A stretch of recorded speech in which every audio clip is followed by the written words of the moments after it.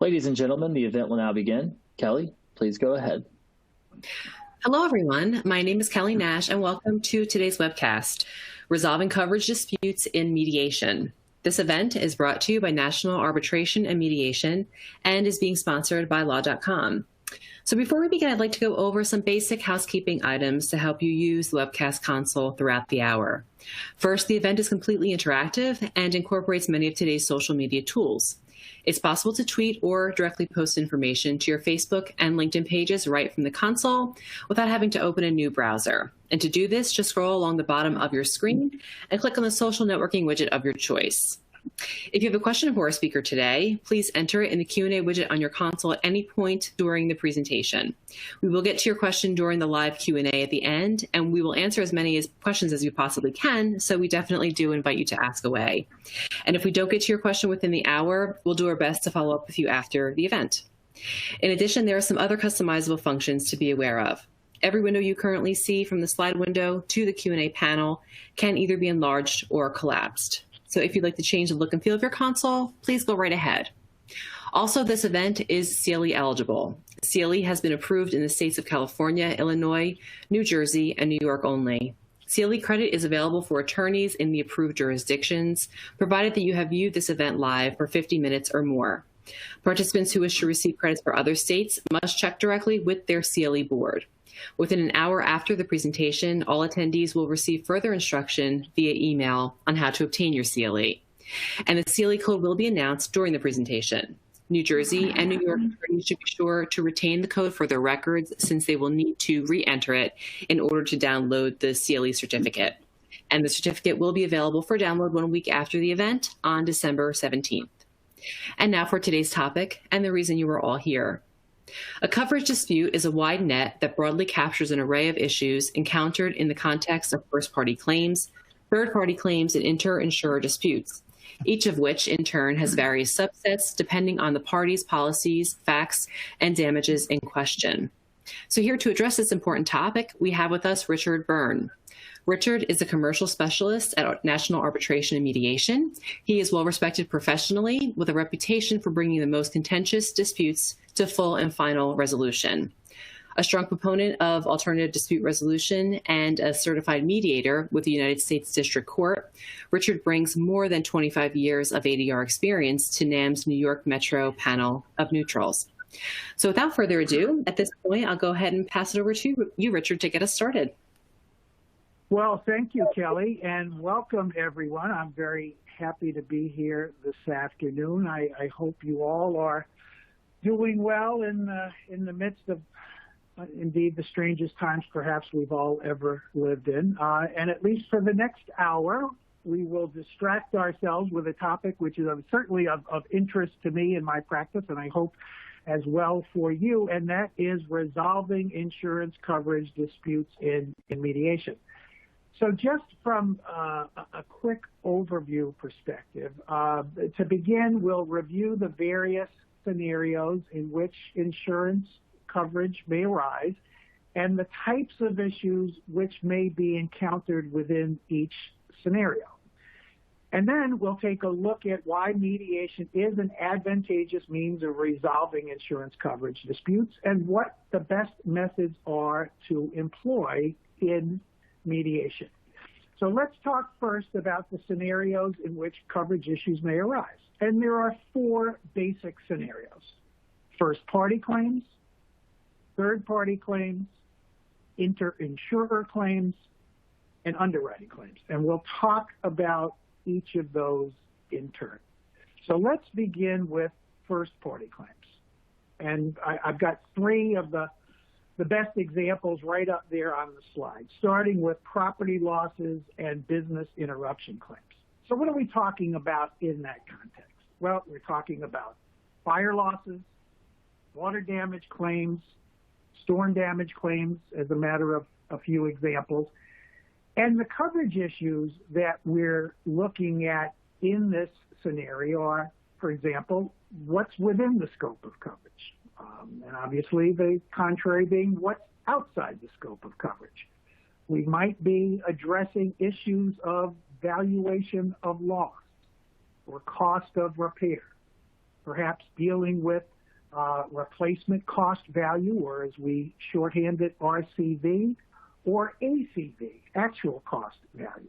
I can tell you from my personal experience, I was very involved in the Hurricane Sandy claim. Some of you may be New Yorkers or from New Jersey or Connecticut that lived through the aftermath of October 29th, 2012, and there was a whole coverage aftermath that came into the picture because we had issues of coverage under homeowners policies versus flood policies, where wind as an event might very well be covered under a homeowner's policy, but water or flood was not.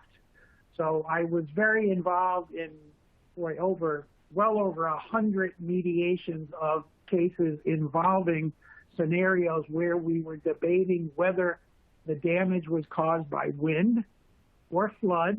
And of course, there were consequences for the homeowners and the business owners in each instance.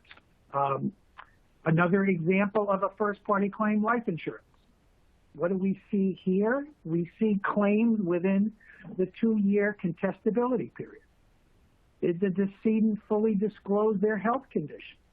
And if not, would that information have been material to the underwriting of the risk?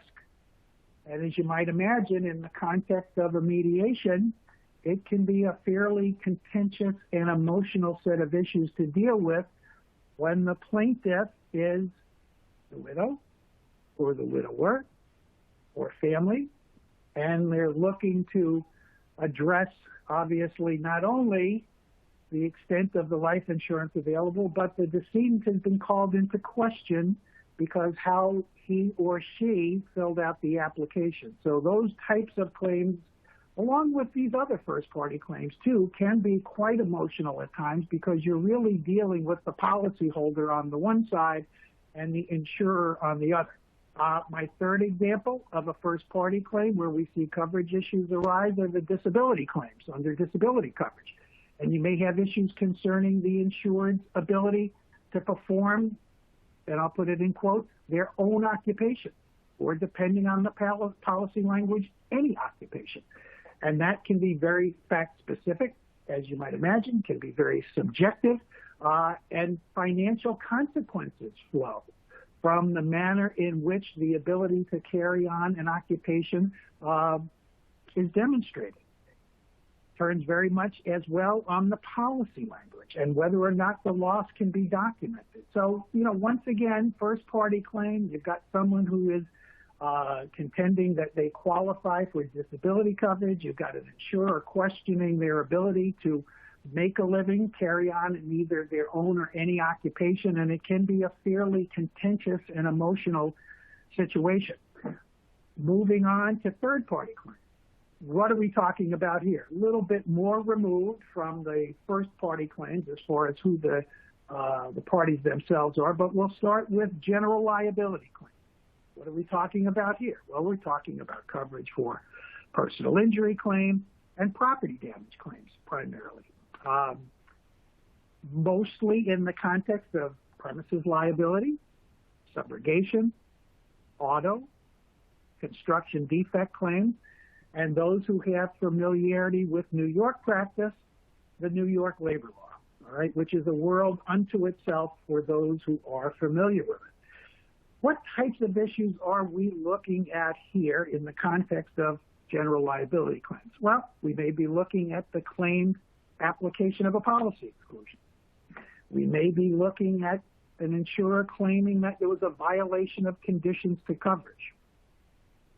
A good deal of the work from a coverage standpoint in the realm of general liability does concern, though, efforts to effectuate risk transfer, where we have disputes over additional insured status, claims for contractual indemnity, we've got tenders, we've got issues of duty to defend, all in the effort of one insurer to try to move their defense and indemnity obligation to another insurer, again, through the means of claiming additional insured status and contractual indemnity. New York labor law claims which I mentioned, are often driven by risk transfer issues, and that can be one of the biggest battlegrounds in the context of a New York labor law claim, because a successful defense moved to another party's responsibility is a win. And again, we spend a lot of time in mediation discussing who has what rights to tender, who's triggered a duty to defend, who has the obligation at the end of the day to indemnify others, again, vis-a-vis additional insured status or contractual indemnity.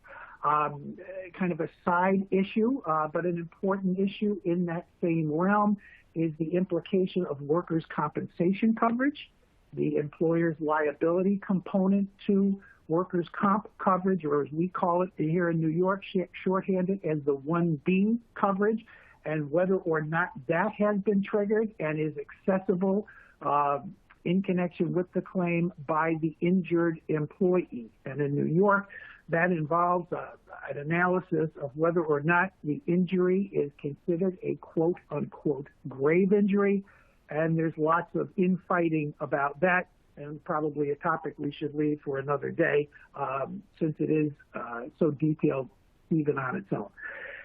Also, again, within the realm of general liability, we can be looking at construction defect claims. You know, we may have had a new townhouse development opened up to much fanfare. The developer ultimately cedes control of the homeowners association over time to the unit owners themselves.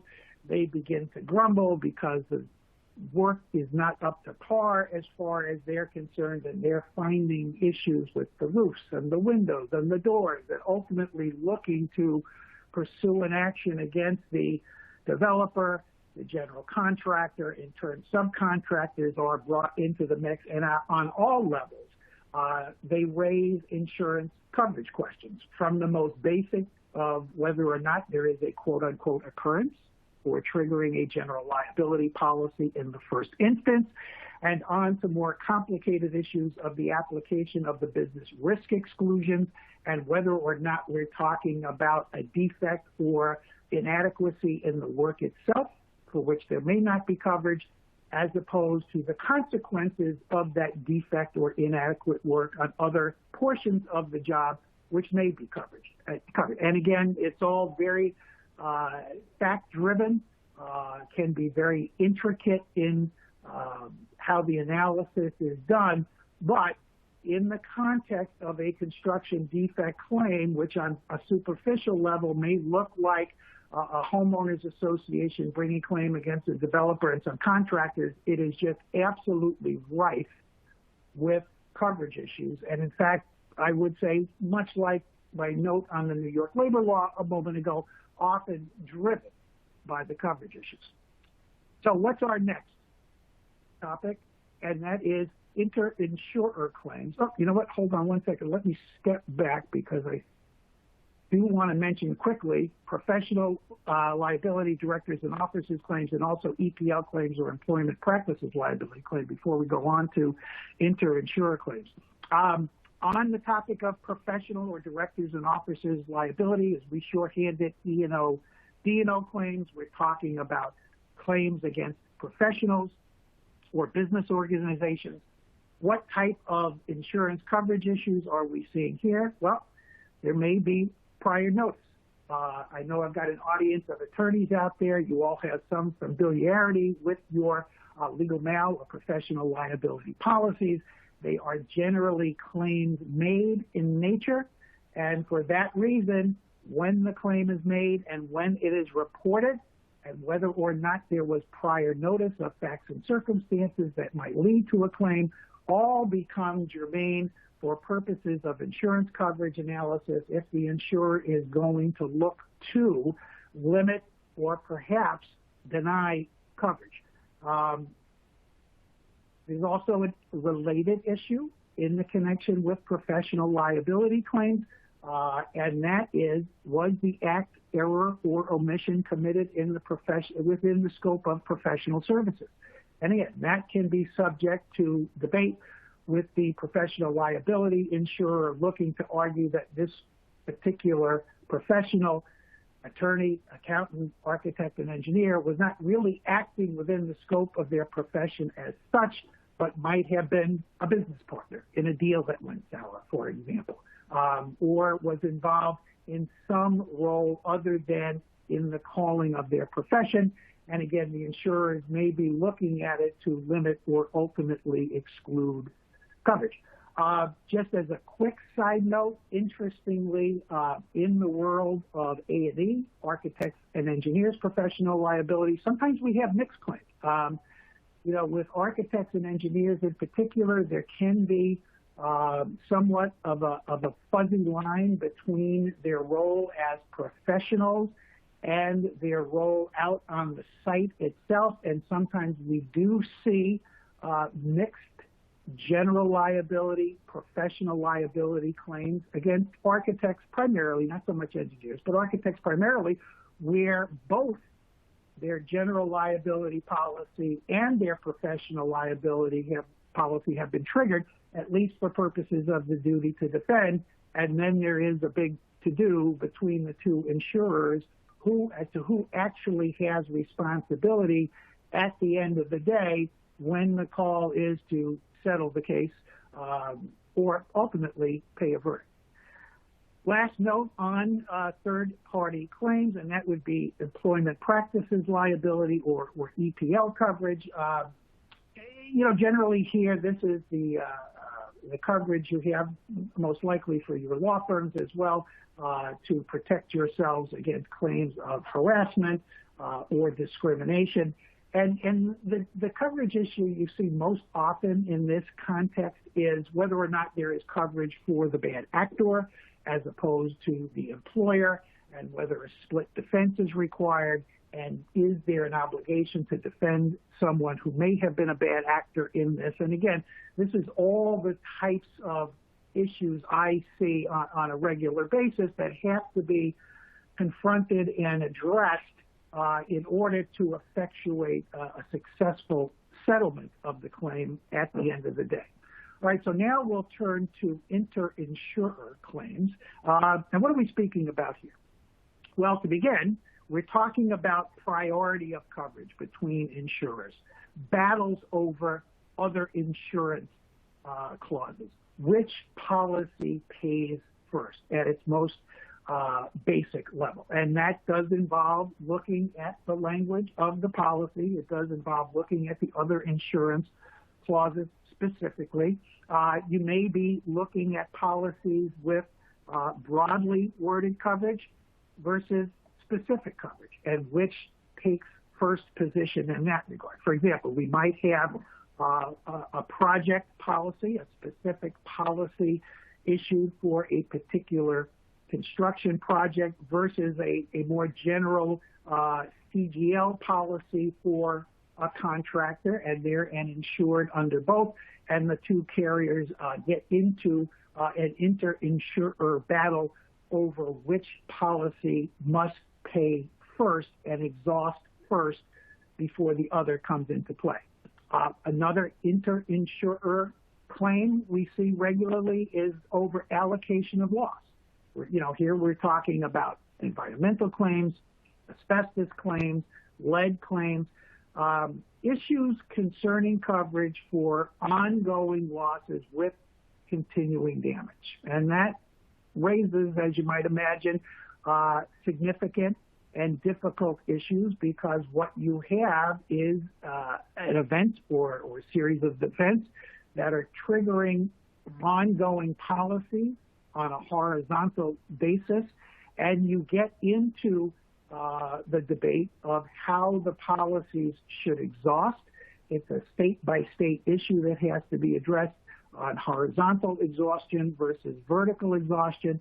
And some of the insurers through the years, in an effort to avoid having to be on the hook for a long-term exposure, have developed what are called non-accumulation endorsements, so that if an insured has a particular exposure that may be running through more than one policy year, the insurers in the later years are trying to build a wall, so the claim ultimately stops from a coverage perspective.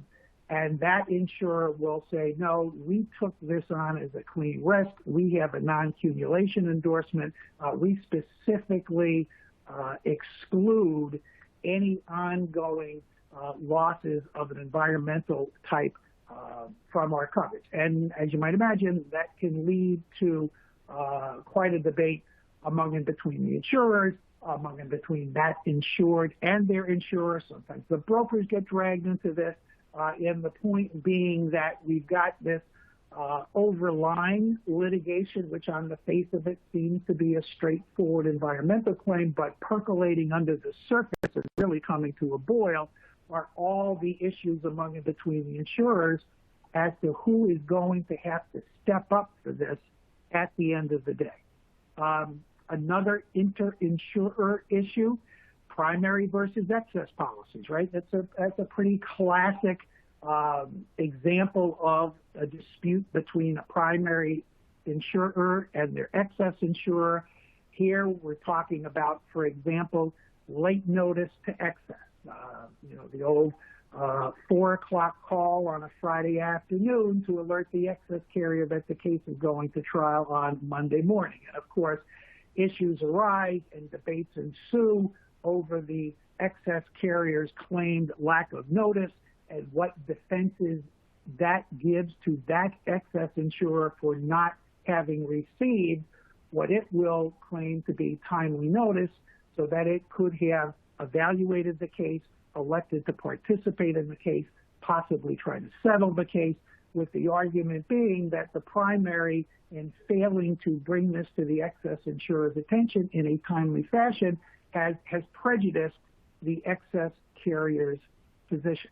On a somewhat related note, another example of a primary versus excess claim of the ilk of inter-insurer disputes is a failure to settle within policy limits, where there has been an excess verdict and the excess insurer is now faulting the primary for not having grabbed the bull by the horns and gotten the case resolved in a more prompt and timely fashion, and not surprisingly, making use of the primary policy's limits rather than having rolled the dice, allowed the case to go to trial, and now with a verdict that exceeds the primary insurer's coverage. So one more example before we move on of inter-insurer claims.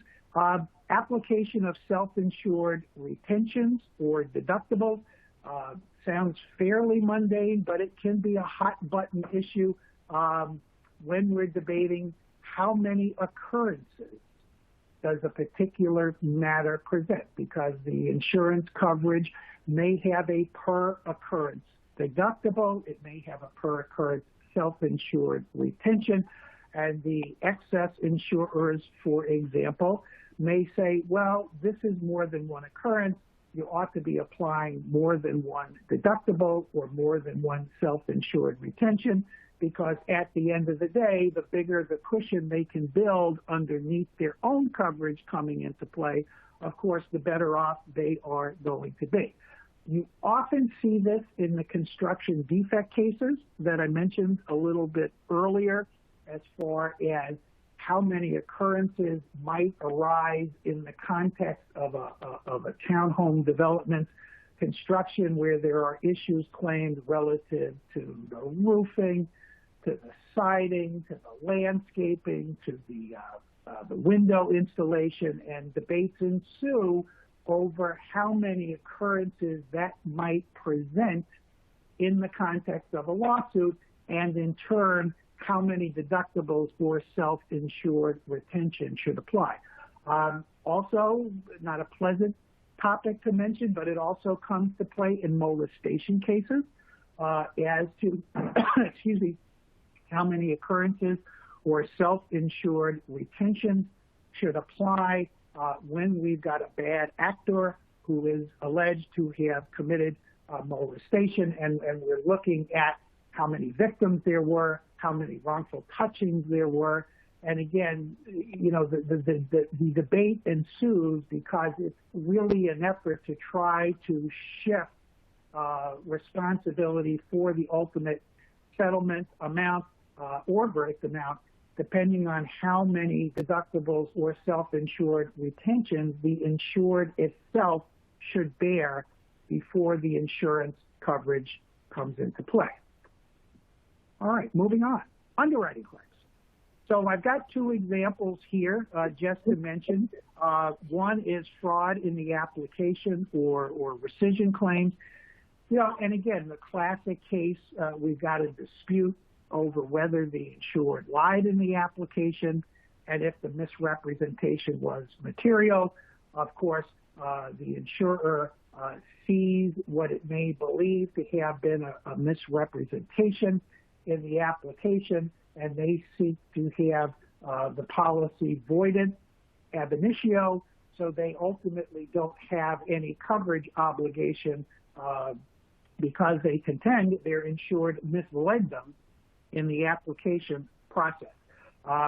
Another example, which you see in the construction field, not uncommonly, as a matter of fact, is misclassification of work. You may see a contractor, for example, present itself to the insurer as a carpenter, as a carpentry company, and then suddenly they've got a claim because someone fell off the roof, and it turns out, well, carpentry to them was a little bit broader than it might have been to the insurer because they do a good deal of roofing work, and roofing work being perhaps one of the most dangerous aspects of the construction industry. So you may have arguments and litigation stemming out of a claim that the insured contractor did not properly classify itself for underwriting purposes. The insurer did not get the premium to which they would have asked had they known more details regarding the insured's true business operations, and like any other misrepresentation case, might be looking to ultimately seek a rescission and have the policy declared void ab initio because of the materiality of the misrepresentation. So having identified those... I'm sorry to interrupt. I think now might be a good time, however, to go ahead and read out the CLE code. Absolutely, Kelly. Thank you. Okay, great. So everyone, the CLE code for today's event is coverage 10. That's COVERAGE. And again, the CLE code for today's event is coverage 10. And Richard, I'll hand it back to you. Well, thank you again. All right. So moving on, we've talked about the four basic scenarios in which coverage issues may arise, and I've given you at least a little bit of a flavor for the types of issues that might be presented in each one of those four scenarios. Let's talk now about why mediation is an advantageous means of resolving insurance coverage disputes. And I'm going to start with maybe the most important one. You have the ability to select the mediator, right? This is not a situation where you have been assigned a particular judge if you're in litigation, or have had a specific arbitrator assigned to you without any input on your end. This process is one which is tailored to the parties, and the parties get a lot of leeway and say in how they design the mediation process, beginning, as I said, with the ability to select the mediator. So you can pick who you think is best suited for this case with these types of insurance coverage issues. And you can pick someone, obviously, with experience. And you can pick someone who understands the issues and someone who appreciates the practical and business concerns of the parties. Ask around. Interview your mediator. One of the things I think that practitioners don't do often enough is to speak to a mediator, interview a mediator, get a feel for a mediator, and then once selected, continue to have some dialogue before the mediation itself. And many attorneys, frankly, don't take advantage of speaking with the mediator in advance of the mediation. And the topics can range from procedural issues, the substantive overviews on the factual and legal issues of the case, and it can be very valuable to preview these issues. It allows the mediator, certainly allows me, the opportunity to digest and process the information in advance. It gives you the opportunity to establish a rapport with the mediator, and NAM, National Arbitration and Mediation, the organization, the ADR provider that I'm affiliated with, is happy to make those arrangements on your behalf. I'll regularly get a note from NAM, oh, so-and-so would like to speak to you ahead of next week's mediation. Hey, that's terrific. You know what? I'll give he or she a call at the end of the day, and we'll chat. But it is something I encourage you to take advantage of, because this is really an important distinction. And most importantly, I think, in the world of insurance coverage, you want to have someone who knows the area, who appreciates the issues from both the policyholder standpoint and the insurer's standpoint, understands the business end of it, and again, ultimately all with the goal of getting this resolved in the most effective and efficient fashion. Item number 2 on why mediation is an advantageous means of resolving insurance coverage disputes, probably a pretty obvious answer again, confidentiality, right? For the insurers particularly, listen, they may have certain language out there in their policies that hasn't been tested yet, for example. They're comfortable with it. They want value for it, but they may not be ready to take it through the litigation wash and spin and have it out there in the public. So, these issues can be examined, considered, addressed, and resolved in a confidential fashion. And again, from the insurer's standpoint, it avoids a David and Goliath situation of going up out in public in court against a policyholder, and avoids that optic that you might want to not pursue just on the level of how it appears in court. But positions can be advocated in mediation in a safe zone, in a confidential zone, and frankly, part of what the parties look to from me is to get my read on the situation too, as a neutral. And of course, I'm happy to provide that as we go through the process as a means of giving folks feedback, but of course, settling the case at the end of the day. And efficiency and cost savings. Listen, we all know that's a hallmark of mediation in the context of coverage matters in particular. It voids the cost of a declaratory judgment action, which can be involved and expensive and sometimes not particularly satisfying. So again, between the ability to select the mediator, the confidentiality of the process, and the efficiency and cost savings of the process, these are all very positive aspects of why mediation is advantageous, particularly in the context of addressing insurance coverage issues. So let's talk about when is the best time to mediate. And that is a very case-by-case specific question. But I'll try to tackle it on as broad a level as I can. Oftentimes, I see folks pretty early on in a case. And that's not a bad thing, but what I say to them is, look, the good news is you're here early. The bad news is you're here early. And if we're going to get this done, everyone's going to have to recognize you're not going to have answers to all your questions. That coming early does have a lot of positive aspects to it, but you're not going to be able to cross every T, dot every I. This may be a little bit more in the way of rough justice to get this done. So I don't discourage folks from coming early, but ideally there should be some initial information exchange. I think getting the documents that might be due in paper discovery to each other helps. Not necessarily depositions, because of course that's when the costs really start to spin up. But there should be some basic groundwork done, so at least people have a foundation of knowledge, they have some reference points, and then can come in with a decent level of education. They may not have all the questions answered, but have a good feel for where the issues lay.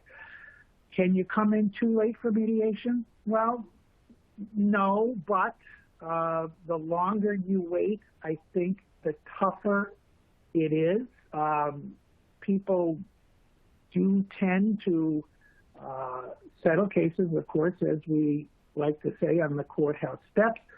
But the struggle from my standpoint as a mediator sometimes is that when people come in and they are really getting close to trial, you know, they've got their trial blinders on. They've fallen in love with their case. And no matter what I might say, they seem to have a snappy defensive answer for it. So I think the goal there is to try to get counsel to take their trial blinders off if we're that close to jury selection, for example. And if not the trial guys or gals themselves, that have someone there in the room as a corporate representative or as an insurer representative that is not going to be the one that's in the trenches. They're going to be more subjective, a few steps removed, and those are the folks I would play to primarily in my effort to get the case settled. So, you know, short answer on this one, it can be a little too early. Sometimes it can be a little too late, but basic information exchanges, basic understanding of each other's positions vis-a-vis pleadings and documents, that can be a very good time to mediate a case. So now let's talk about what are the best methods to employ in working to resolve an insurance coverage dispute at mediation. Well, number one, meaningful preparation. I am a big believer in you getting out of the process what you put into it. I think that investing the time up front in the preparation is critical. I think, frankly, it forces you to focus on the issues, certainly to be in a position to discuss it with the client ahead of time. And preparation involves preparing the client too. Having their expectations managed for what may be coming is important. And again, I can't emphasize it enough, and we'll talk a little bit more about it in the context of the pre-mediation submissions and the opening statements. Investing that time up front really counts. Listen, I see some folks come in who really are unprepared. And I get it. We're all very busy. We're all under a lot of stress. We've got a lot of people to answer to. But to fly in by the seat of your pants to a mediation, listen, first of all, it doesn't put you in a great light. And it may have your adversary across the table licking his or her chops a little bit, that you may not be in a position to litigate this the way they thought you were. So a lot of it is about impression, too. Just having that level of preparation, it gives you the confidence. You're able to answer questions. You know the facts. You know the law. And listen, you also know where your weak spots are, and through that preparation, and you come in with all good intentions to get the matter resolved. Speaking with your mediator, we talked about this a little bit already. Again, I encourage everyone to do that as part of working a matter to its best ability to resolve the case. The level, this is all part of the level of effort going in up front will reward you on the back end. And again, pre-mediation submissions, which I just mentioned, spend the time on them. Listen, candidly, I see a lot of terrible submissions, but I see some great ones too. I saw a great one this morning. The attorney wrote well. It was succinct. He embedded some photographs and some videos for me that I was able to simply click on and view that gave me a real feel for the situation that I wouldn't have gotten from simply the typewritten word.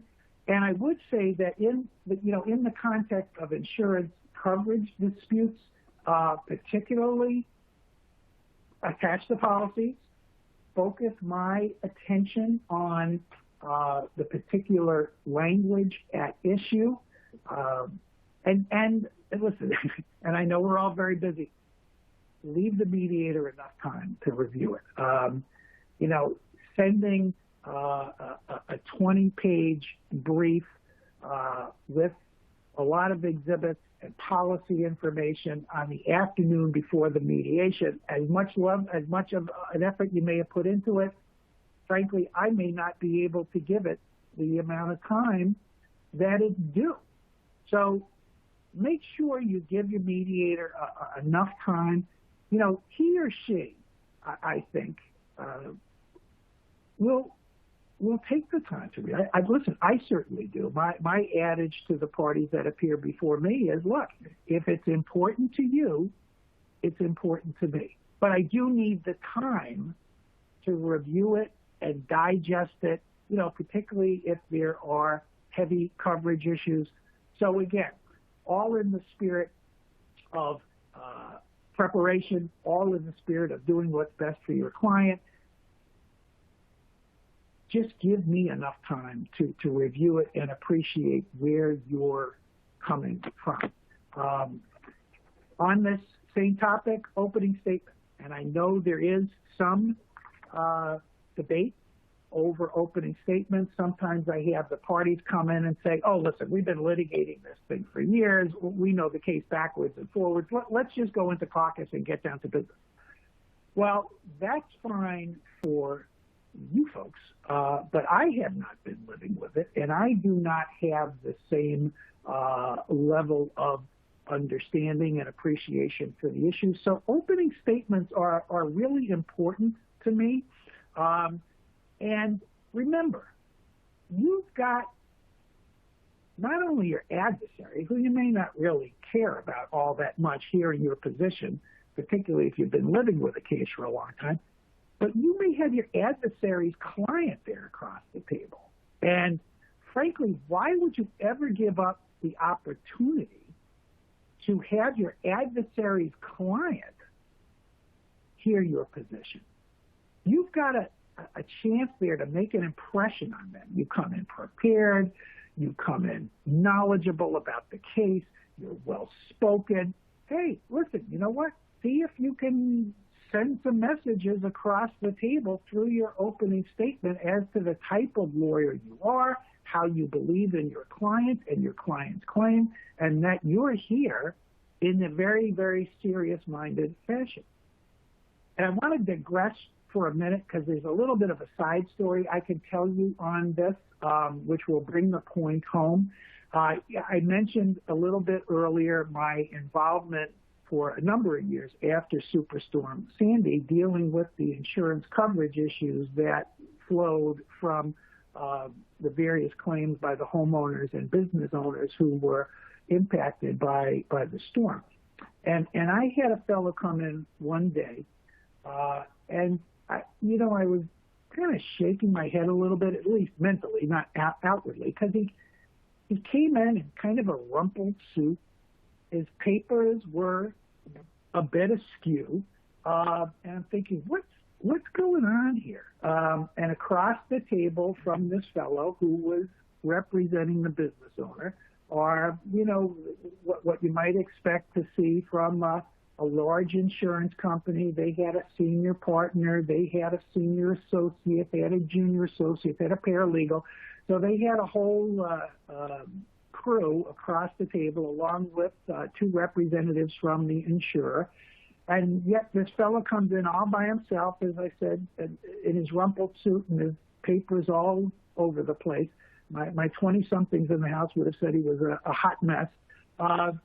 And he kind of reminded me, I'm going to give my age away, but he kind of reminded me of Peter Falk in Columbo, for those of you who remember the show from the 70s and 80s. But I have to tell you, never judge a book by its cover, because this fellow, despite all outward appearances, is giving his opening statement. And I'm watching him do this, and I am absolutely amazed and impressed, because he's just being conversational, and he's saying things like, well, then I found this email, and it looks like the insurance company was asking the engineer that did the inspection perhaps to change his opinions a little bit, and he's just going on. And I'm sitting to myself, and I'm thinking, holy smokes, this guy is building a bad faith case right before my eyes, just like he was in front of a jury of lay people. And I'm not trying to react, and I'm keeping my head down, and I'm taking my notes. And then we went into caucus, and I walked up to the senior partner for the insurance company. I said, do you know what we're going to do today? And he goes, we're going to settle this case today. He goes, I said, you're damn right we're going to settle this case today. So again, the power of an opening statement, when you have especially the decision makers from the other side present, don't underestimate it. Don't try to get past it. Again, all part of the theme of putting the time in up front, preparing for and then making an effective opening statement, I think can be very powerful. I've touched upon this indirectly, but I do want to mention having the appropriate attendees there. Again, on both sides, nothing's more frustrating, I'm sure, for you folks in the audience, and certainly for me, to not have the decision maker there, where someone's got to go make a phone call, and then they're in a meeting or they can't be found, and all of a sudden you've got 7 attorneys sitting around twiddling their thumbs because someone can't be reached on a telephone. I will tell you this, I do think this Zoom technology and the other platforms we're becoming more and more familiar with are very positive in that regard. I can tell you yesterday I was getting a little frustrated with a defense attorney on one of my cases, and I asked politely, I said, could you please have your adjuster Zoom in from Ohio to talk to me directly?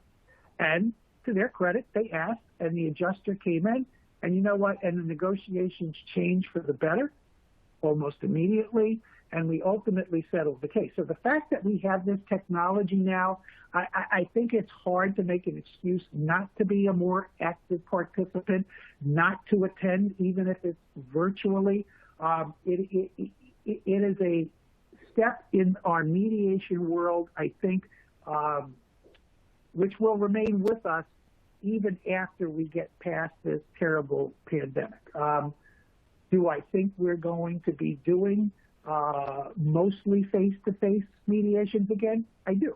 But I also do think that this technology is going to allow us to have participants on short notice, to have folks there who might not have otherwise been able to be there, either because of scheduling issues or cost issues, because it works very well. And I do look at it as a positive development in our practices, that we're going to be able to make use of this technology going forward.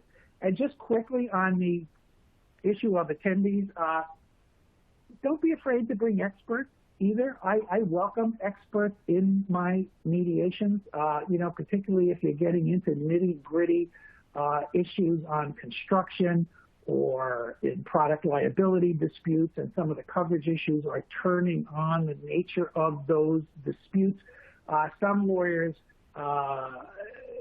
resist, thinking, no, my guy's going to get opened up to cross-examination. I can never bring my expert. Listen, that's my issue to deal with, and you're right, that's a fair concern, but I don't suggest it for purposes of exposing anybody to attack or cross-examination. I do it for purposes of having a more educated and effective mediation because, listen, we as lawyers, sometimes we think we can talk the talk as well as our experts, but the truth is we can't. And it's always more effective for me to have the expert there, either he or herself, and to have them available to talk to me directly rather than an attorney who's either interpreting or possibly spinning the expert's opinions to his or her advantage. I think I'm going to pick up the pace a little bit because I know I am running low on time. Let me just jump ahead. Let's see. Oh, that's backwards. Hold on. Defense-only mediations. Let me mention this briefly. When dealing with underlying coverage issues and particularly risk transfer issues where the battles are hot and heavy between the defendants and the defendants' insurers as to who owes who a defense, who owes who indemnity, what's the priority of coverage. You know, unfortunately, you can find yourself in some of these more complicated cases where you're spending hours and hours and hours with the defendants and the defendants' insurers, and then ultimately 6 hours in, you haven't offered the plaintiff a dollar. And they're in the other room, and they're just fuming, and rightfully so. So think about the prospect in cases like that of defense-only mediations. I did one about 2.5 weeks ago, spent the entire day with just the defendants and their insurers, and worked toward an understanding of how they were going to relate to one another in the context of the negotiations which were to come with the plaintiff's counsel. And we ironed out a lot of their differences and came up with mechanisms and protocols for negotiation. And next month we sit down again, but this time with plaintiff's counsel. And he's going to be coming in for the first time, so he's not going to have any baggage based on having sat around for 6 hours the first time around. And you know what? It's a more effective way to try to address some of these insurance coverage issues and ultimately come, as I said, to a mechanism and a protocol for how to ultimately negotiate with the plaintiff's attorneys. Just a touch on strategy and approach. I will say, and you see my bullet point there, acknowledging weaknesses. Look, we're all attorneys. We're all hesitant to ever acknowledge any aspect of our case having a weak point because we fight. We don't give in. However, in the context of mediation, when you have the protection of the confidentiality of the process, it behooves you to recognize where the weaknesses lie, acknowledge them, and put them to the side. Because frankly, I think those that come in and say, you know what, I know this is not my strongest point, so I'm not going to focus on that today. Here's what I'm going to focus on. It absolutely positively builds your credibility and ultimately, I believe, puts you in a better stead for settlement. And frankly, it's music to my ears when I have a party come in and say, listen, I'm not really here to talk about liability today. I'm really here to talk about damages. Well, you know what? Right off the bat, you're 3 steps up in my book because you know where your strengths are. You're going to focus on your strengths. You're not going to waste time defending indefensible positions just for the sake of a good fight. And why can you do that? Well, because you're in mediation and you have the protection of the confidentiality of the process. So I would take that to heart. Think about it the next time you've got a case going into mediation. Focus on your strengths. Acknowledge your weaknesses, because like I said, I think in the long run, that ultimately builds your credibility and leads to a more successful result. As we're starting to talk about the tail end of the mediation process, avoiding last-minute surprises. Nobody likes to hear a condition put on the table at the last minute. You know, you've been working for hours and hours and hours.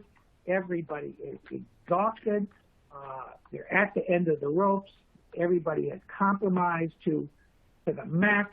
And then somebody says, oh, by the way, I need confidentiality. Oh, by the way, I need terms. I can't pay this out. I need 90 days or 121 days.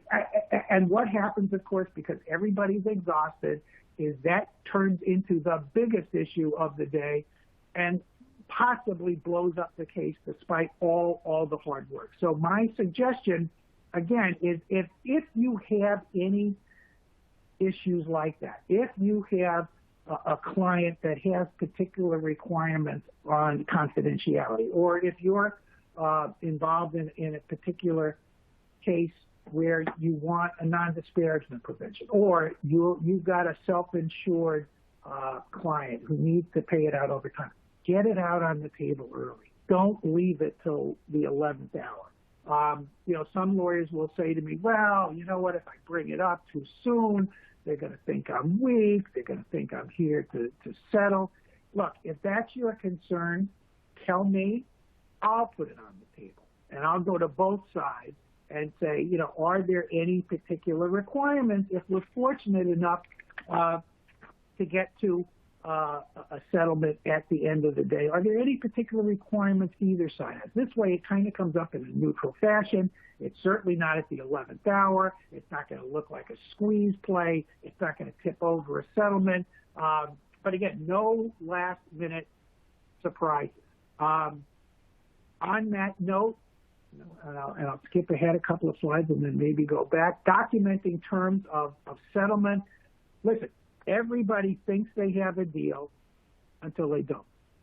So as tired as everyone may be at the end of a long day or evening, take the time to record at least the basic parameters of the settlement. At NAM, we have a post-mediation agreement that I fill out at the end of every case that captures these basic terms of the agreement.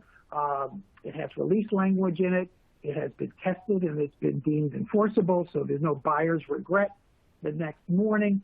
But don't, if you're working with an organization other than NAM or with a private mediator, look, take the time to get a writing. Because like I said, we all think we have an understanding as we're walking out the door until somebody the next morning raises the question and things start to unravel. So at this point, folks, I've got about a minute and 45 seconds left, and I know that they are very prompt in ending these so that you folks can get back to your important business. So I'm going to skip back one slide just to very, very briefly talk about overcoming impasse. It's an important issue. Unfortunately, I don't have much more than a minute and a half to talk about it. But let me tell you from my perspective, it's important as a mediator to not let impasse occur, obviously. How do I avoid it? Well, listen, I give people the chance to vent, all right, particularly the lay people who need to be heard, right? The last thing I want as feedback is the mediator wasn't listening to me. Well, that's going to kill any opportunity to get to a settlement. So I do give the lay people an opportunity to meet me, to discuss their issues with me, and ultimately feel like they've been heard. Of course, I can't let them hijack the mediation, but it's important to let them be heard. And of course, make use of other tools to avoid impasse. I'm a big believer in conditional offers and demands. I'm a big believer in calling timeouts when necessary to let everybody go take a walk around the block or go off their laptops, off their Zooms for an hour, cool off, let the dust settle, and ultimately all in the spirit of getting the case settled. So with that, folks, thank you for your time this afternoon. I see our hour is up. It's been my great pleasure to be with you this afternoon. I hope you found some of this interesting. And most importantly, be safe and stay healthy. Thanks very much. Excellent. Thanks so much, Richard. This has been a great presentation. Lots of great advice. I know we've gotten several questions from the audience, and even though we've run short on time and haven't been able to address those questions now, we will certainly do our best to follow up with you after the presentation. Thanks also to law.com for their support and to everyone in the audience for making the time to join us. Just as a reminder, all participants will receive an email shortly with detailed instructions on how to receive your CLE when it becomes available on December 17th. You will also receive an email 1 week from today with instructions on downloading your state-specific CLE certificate. And lastly, if you miss any part of the presentation or would simply like to view it again, it will be archived shortly at law.com/webcasts. And while you're on that page, feel free to explore other upcoming and on-demand presentations. Thank you, everyone, again, and have a wonderful afternoon.